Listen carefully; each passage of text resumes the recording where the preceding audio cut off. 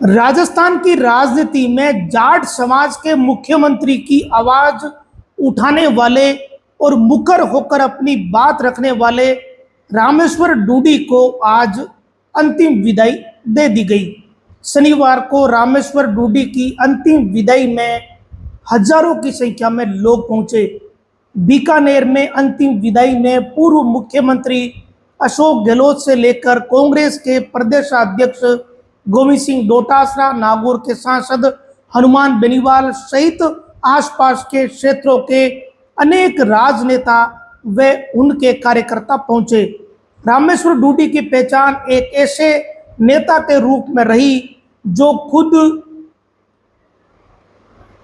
किसानों की बात करते हैं और किसानों की बात करते हुए वो शर्ट और पैंट में नजर आते थे।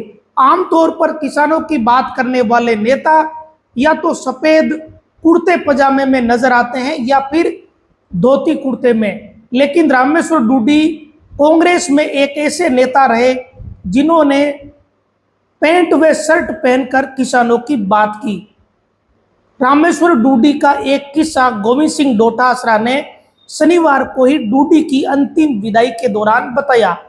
डोटासरा ने कहा कि जब वसुंधरा राजे मुख्यमंत्री थी तब नेता प्रतिपक्ष के रूप में रामेश्वर डूडी के नेतृत्व में हमने धरना दे दिया। विधानसभा में दिए गए धरने के दौरान मांग ये रखी कि राजस्थान के किसानों का कर्जा माफ किया जाए।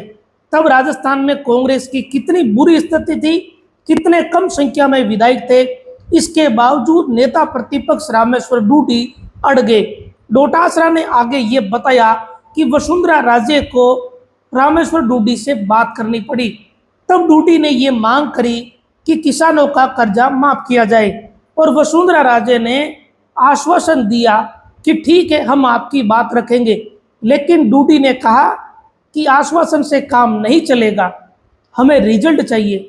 और आखिर में वसुंधरा राजे को रामेश्वर डूडी की या उस समय कांग्रेस की ये बात माननी पड़ी और 50,000 रुपये तक का कर्जा राजस्थान के प्रत्येक किसान का माफ करना पड़ा। ये किस्सा आज शनिवार को ही गोविंद सिंह डोटासरा ने रामेश्वर डूडी की अंतिम विदाई के दौरान मीडिया को बताया। इससे बात पता चलती है कि किसानों को लेकर रामेश्वर डूडी विधानसभा में कितने संजीदा थे। किसानों के मुद्दे पर राजनीति करते वक्त नेताओं में संजीदगी होनी वाकई में जरूरी है और रामेश्वर डूडी का इस तरीके का उदाहरण गोविंद सिंह डोटासरा ने आज दिया। रामेश्वर डूडी का जन्म 1 जुलाई 1963 को हुआ। जेठाराम डूडी के घर पर आशा देवी की कोख से जन्मे रामेश्वर डूडी ने बीकानेर जिले में पंचायत राज से लेकर लोकसभा तक की राजनीति की। रामेश्वर डूडी का 4 अक्टूबर शनिवार 4 अक्टूबर को 2025 को निधन हुआ और इस समय उम्र रही करीब 62 साल। करीब 25 महीने तक रामेश्वर डूडी ने जिंदगी व मौत के बीच संघर्ष किया। ब्रेन हेमरेज की बीमारी कितनी गंभीर है, इसकी गंभीरता आजकल सभी को पता है और इस तरह की गंभीर बीमारियों से कोई व्यक्ति ग्रसित हो जाता है तो उसका रिकवर होना बहुत ही मुश्किल होता है। रामेश्वर डूडी के गुजरने के बाद उनके समर्थक, उनको चाहने वाले लोग मायूस हैं। इस वीडियो में मैं बताऊंगा कि रामेश्वर डूडी की जीवनी क्या रही। रामेश्वर डूडी के पिता जेठाराम डूडी एक पेट्रोल पंप चलाते थे। माँ आशा देवी घर का काम संभालती। बचपन में खेती किसानी से जुड़ा ये परिवार रहा। बीकानेर के ही रामपुरिया कॉलेज से डूडी ने बीकॉम की डिग्री हासिल की और इसके बाद परिवार का जो कामकाज था ये पेट्रोलियम उत्पादों से जुड़ा हुआ, पेट्रोल पंप से जुड़ा हुआ रहा। इस कारण डूडी ने भी इसी क्षेत्र में जाना ठीक समझा, लेकिन डूडी का मन था राजनीति में आने का और इसके लिए 1983 में उन्होंने सुशीला देवी से 83 में उनकी शादी हो गई और इसके साथ ही उन्होंने अपना राजनीतिक सफर भी शुरू कर दिया। वर्ष 1995 में रामेश्वर डूडी नौका से प्रधान बने। ये वो समय था जब किसान पानी, बीज, खाद, महंगी दरें इन सब से लड़ रहे थे। 1995 का समय आज की युवा पीढ़ी को तो पता ही नहीं होगा। उस समय के जो मुद्दे रहे वो खाद बीज और पानी से जुड़े हुए ज़्यादा रहे। पानी का मुद्दा तो बहुत ही गंभीर मुद्दा था। रामेश्वर डूडी ने ग्रामीण स्तर पर किसानों के मुद्दों को उठाना शुरू किया। 1999 में एक बड़ा राजनीतिक धमाका उस क्षेत्र में हुआ। वो बीकानेर से लोकसभा के सांसद बन गए। कांग्रेस की टिकट पर जब सांसद डूडी बने तो उन्होंने किसानों की नीतियों और किसानों के लिए बनाई हुई कृषि नीतियों को लेकर तीखी बहस या मुद्दे लोकसभा में उठाए। किसानों के लिए सब्सिडी, सिंचाई, ऋण माफी जैसे मुद्दों पर उन्होंने लोकसभा में अपनी बात रखी। लेकिन अगला चुनाव हुआ वर्ष 2004 का। ये चुनाव 25 सीटों का जो चुनाव था उसमें बीकानेर की सीट सबसे ज्यादा चर्चित सीट 2004 में रही। इसके पीछे की वजह यह थी कि रामेश्वर डूडी के सामने चुनाव लड़ने के लिए आगे बॉलीवुड के अभिनेता धर्मेंद्र को बीजेपी ने टिकट दे दिया। अब यहाँ मैं नागौर जिले का निवासी हूँ, इसलिए आपको एक जानकारी दे दूं। तब नागौर का जो जाइल क्षेत्र है इसकी लोकसभा लगती थी बीकानेर। बड़ा एक विस्तृत लोकसभा क्षेत्र तब बीकानेर लोकसभा क्षेत्र था। जाइल के कुछ गांव बीकानेर लोकसभा क्षेत्र में तब आते थे। और यहाँ भी रामेश्वर डूडी और धर्मेंद्र दोनों ने वर्ष 2004 में प्रचार किया था। बॉलीवुड के अभिनेता रहे धर्मेंद्र ने वही शोले फिल्म वाले डायलॉग दिए। जनता के सामने बड़ा ओरा था। बॉलीवुड के अभिनेता थे और धर्मेंद्र हेमा मालिनी की जोड़ी तब चर्चा में भी थी। और नतीजा ये हुआ कि लोग इन्फ्लुएंस हो गए और लोगों ने बॉलीवुड के एक अभिनेता को वोट डाल दिए। जनता ने यह भी नहीं सोचा कि धर्मेंद्र से जाकर वापस कब मिलेंगे, और इसका लोगों को खामियाजा भी भोगना पड़ा। वर्ष 2004 में धर्मेंद्र जब जीते तो उसके बाद उन्होंने बीकानेर की तरफ मुंह भी वापस नहीं किया। ये जो जाइल क्षेत्र के कुछ गांव थे, यहाँ तो आना दूर की बात, बीकानेर शहर में भी धर्मेंद्र के दर्शन नहीं हुए और जनता को बड़ा सेटबैक लगा, पब्लिक को लगा कि हमने गलती कर दी। लेकिन वो समय निकल गया।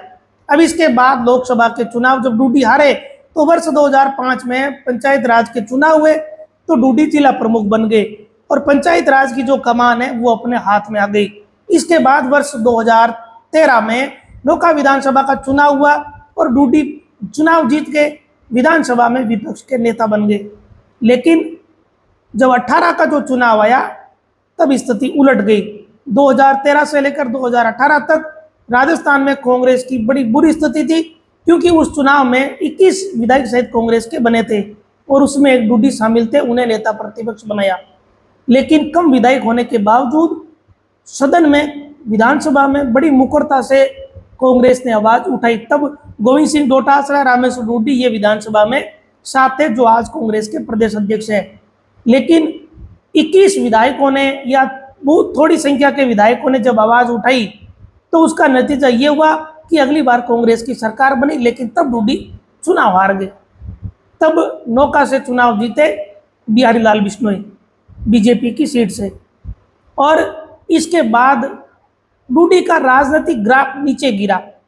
नीचे इस लिहाज से गिरा क्योंकि जब 2018 में सरकार आई तो डूडी चुनाव नहीं जीते, नौका से बिहारी लाल बिश्नोई चुनाव जीत के। तब डूडी को किसी ने क्रिकेट की राजनीति में जाने की सलाह दी होगी और राजस्थान क्रिकेट एसोसिएशन के अध्यक्ष के लिए उन्हें चुनाव मैदान में उतार दिया। वो तस्वीरें सबको याद है जब डूडी को ऑफिस में भी नहीं जाने दिया था। रामेश्वर डूडी स्कूटी पर चलकर नामांकन दाखिल करने के लिए गए थे वैभव गहलोत के चुनाव में। वैभव गहलोत तब आरसीए का चुनाव जीते थे और यहीं से रामेश्वर डूडी और अशोक गहलोत के बीच सियासी टकराव भी शुरू हो गए, क्योंकि गहलोत के बेटे का मामला था। लेकिन इसके बाद वर्ष 2022 में स्थितियां बदली। Rajasthan state agro industries development board है, उसका अध्यक्ष डूडी को बनाया और कैबिनेट मंत्री का दर्जा मिला। लेकिन ये कोई बहुत बड़ी अचीवमेंट डूडी के लिए नहीं रही, क्योंकि सबको पता है कि गहलोत और डूडी के बीच टसल तभी शुरू हो गई थी जब वो आरसीए का चुनाव हुआ। इसके बाद राजनीतिक दबाव के कारण या जाट समाज के वोट बैंक की मजबूरी में गहलोत ने बोर्ड का अध्यक्ष डूडी को बना दिया। लेकिन इसके बाद रामेश्वर डूडी अचानक उन्हें ब्रेन हेमरेज हो गया और ब्रेन हेमरेज के बाद डूडी ने करीब 25 महीने संघर्ष किया। इस बीच वापस विधानसभा चुनाव आया, डूडी की पत्नी सुशीला डूडी वर्ष 2023 में विधायक बन गई, लेकिन अब सरकार है बीजेपी की।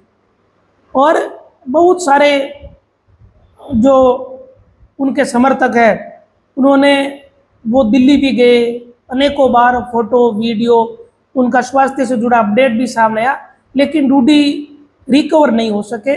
ब्रेन हेमरेज एक गंभीर बीमारी है, सभी जानते हैं, और इससे रिकवर होना बहुत मुश्किल होता है। बड़े लोगों के लिए या छोटे लोगों के लिए, सबके लिए समान स्थिति इस मामले में रहती है। अब वर्ष 2022 में किसानों की आय बढ़ाने के मुद्दे पर जो राज्य कृषि उद्योग विकास बोर्ड बनाया, उसमें भी डूडी को चेयरमैन बनाया गया, लेकिन उसके बाद डूडी बीमार हो गए, और बीमार होने के बाद वो रिकवर नहीं कर सके और उनका निधन हो गया। आज डूडी को अंतिम विदाई दे दी गई। उनके समर्थकों के लिए ये सेटबैक है बड़ा, क्योंकि डूडी की राजनीति करने का तरीका एक अलग तरीका था। वो पैंट और शर्ट में रहते थे, किसानों की बात करते थे। हनुमान बेनीवाल से उनकी बड़ी गहरी नज़दीकियाँ रही है। अशोक गहलोत के साथ भी उनका अच्छा तालमेल रहा एक समय, लेकिन आरसीए के चुनाव के मुद्दे पर उनकी आपस में ठन गई थी। अब रामेश्वर डूडी की एक स्टाइल ये थी कि जाट महाकुंभ में रामेश्वर डूडी ने खुलेआम ये ऐलान किया कि राजस्थान में जाट मुख्यमंत्री होना चाहिए। आमतौर पर बड़ी पार्टियों से जुड़े हुए नेता ऐसी बात कहने से बचते हैं, ये बात हम सभी लोग जानते हैं, क्योंकि वो पार्टी की विचारधारा से जुड़े हुए होते हैं, पार्टी के नियम कायदे होते हैं। लेकिन फिर भी रामेश्वर डूडी ने ये आवाज़ बुलंद की कि राजस्थान में किसान मुख्यमंत्री बनना चाहिए, जाट समाज से मुख्यमंत्री बनना चाहिए। डूडी ने कहा कि जाट समाज और जाटों से निकली हुई जो जातियां, जिसमें बिश्नोई सहित अन्य जातियां हैं, ये राजस्थान में सारी मिलाकर 25% है, लेकिन 25% की सत्ता में भागीदारी नहीं है। हमें 1 नंबर की सीट चाहिए, यानी मुख्यमंत्री की कुर्सी। ये बात जाट महाकुंभ में रामेश्वर डूडी ने बड़ा मुकर होकर इस बात को उठाई, और इसके बाद जाट समाज में रामेश्वर डूडी के प्रति एक अलग तरह का भाव पैदा हुआ कि डूडी वाकई में दमखम रखते हैं, और ये राजस्थान कांग्रेस में आने वाले समय में कुछ कर दिखाएंगे। कर दिखाने का मतलब ये है कि वो विधायक तो बने ही थे, सांसद भी बन चुके थे, नेता प्रतिपक्ष भी बन चुके थे। लोगों के दिमाग में ये मंशा थी कि हो सकता है कि आने वाले समय में, आने वाले चुनाव में रामेश्वर डूडी कांग्रेस से मुख्यमंत्री के दावेदार हो जाए। लेकिन ये सब भविष्य की बातें थी, भविष्य की प्लानिंग थी। डूडी के निधन के बाद उनके समर्थकों में सदमा है, उन्हें गहरा दुख पहुंचा है। तो ये रामेश्वर डूडी की जीवनी रही, किसानों की आवाज़ उठाने वाला नेता, और उनके समर्थक उन्हें किसान केसरी कहते आए हैं, और उन्हें अंतिम विदाई शनिवार को दे दी गई। पूर्व मुख्यमंत्री गहलोत, गोविंद सिंह डोटासरा, हनुमान बेनीवाल, हरीश चौधरी सहित अनेक नेता, जो कि विशेषकर कांग्रेस से जुड़े हुए या जाट समाज से जुड़े हुए जो बड़े तमाम राजस्थान के नेता हैं, वो डूडी को अंतिम विदाई देने के लिए पहुंचे। इसके अलावा हजारों की संख्या में उनके समर्थक, बीकानेर जिले के लोग भी डूडी की अंतिम विदाई के दौरान मौजूद रहे। नमस्कार।